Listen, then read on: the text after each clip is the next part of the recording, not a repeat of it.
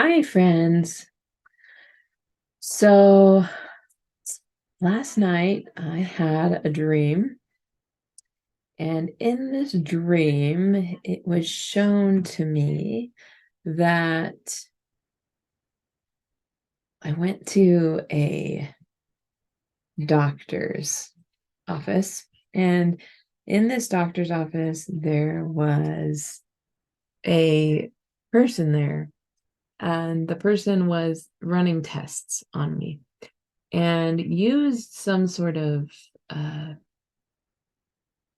blood pressure cuff vest kind of thing and put it on me and was able to monitor when tension comes in my chest that my heart was literally being stabbed by something.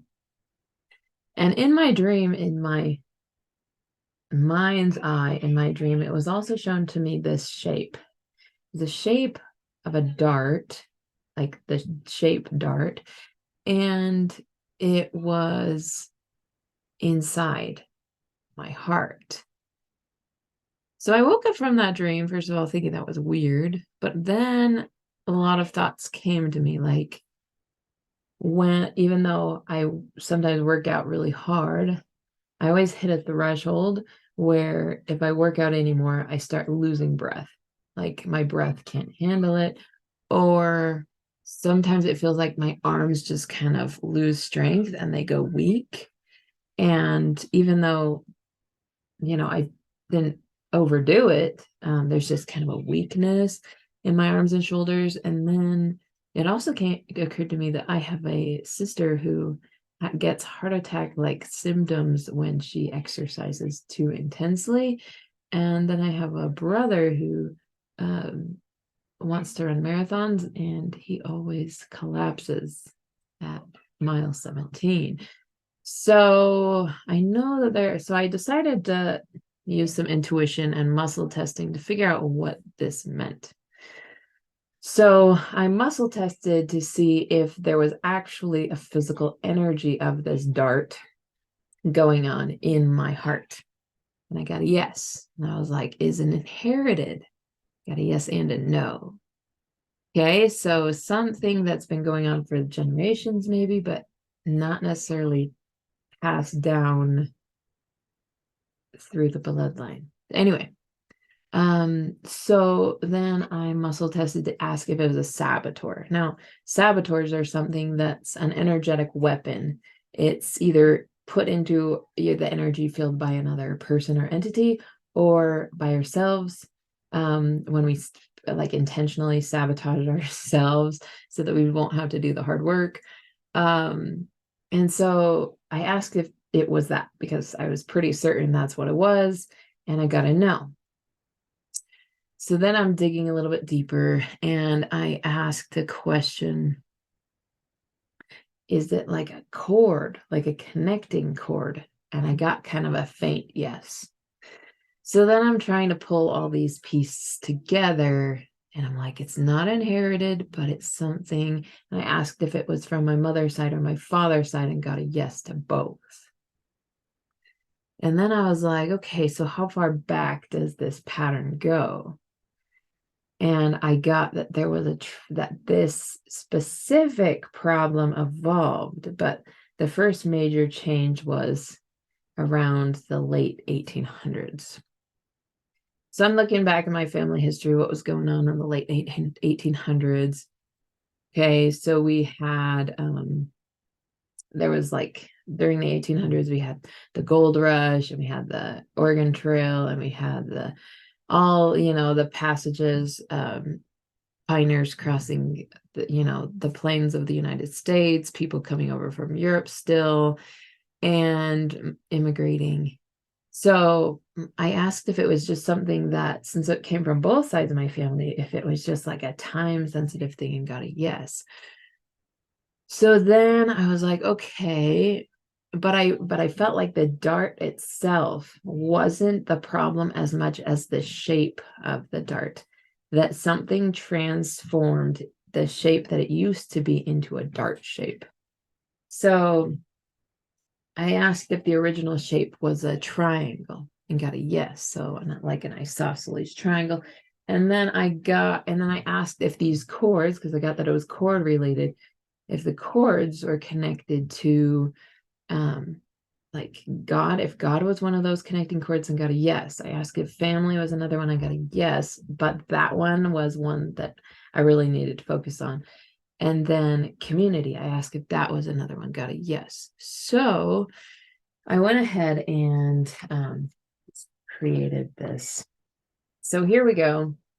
We have God, we've got community and family. Okay. So I got that this was kind of what the Dart used to be before the mid 1800s.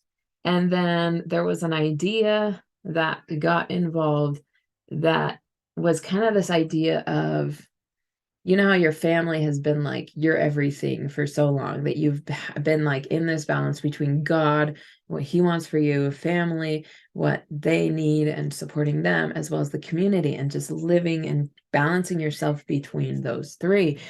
So I got that that was how it used to be. And then there came a new narrative that then people adopted. Okay, so I asked if that was the case and got a yes. And so it became something that looked like this then at that point.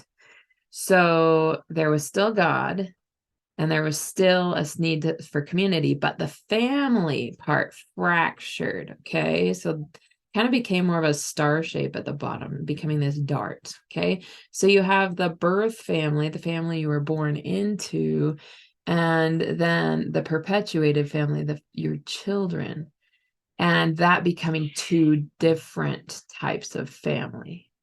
And how now, instead of balancing between community, God, and just family in general, now it was community, God, and family, and perpetual family. And so instead of people living in the same houses and for generations, like it was back then with birth family, there was a lot of immigration going on, a lot of people traveling across the ocean, a lot of people traveling across the continent. And then there became this rift. Okay. A lot of people chose to leave their birth family behind and follow God, community, and their perpetuated family, and they kind of left a little bit of birth family behind. But the biggest problem the answer I got was not that these that we had to choose, that we chose one or the other. It was just that this idea became fractured in our minds. So instead of thinking of family as an entire group, we now thought of families as two separate groups. And then that caused us to have to juggle more. So instead of having three equal areas, we needed to juggle and balance. Now we had two solid and two fractured. All right. And then just over the last couple decades, it's evolved even more to, and this is a little more complicated. That's why I printed off 3 different ones so we could see this.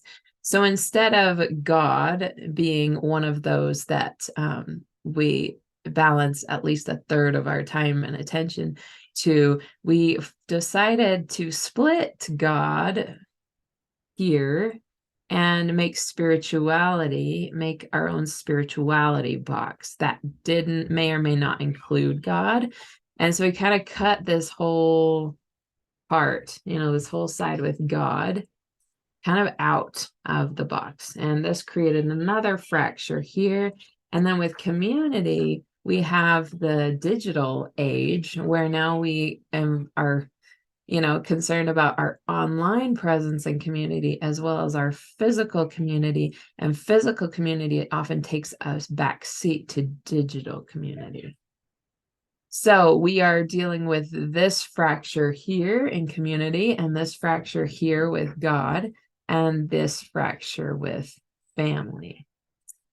Okay, so this is what I saw, and this, I'm blowing this up for you, but in my dream, it was a bluish and a greenish color, and it was about an inch tall. So, really small, just right there in the heart.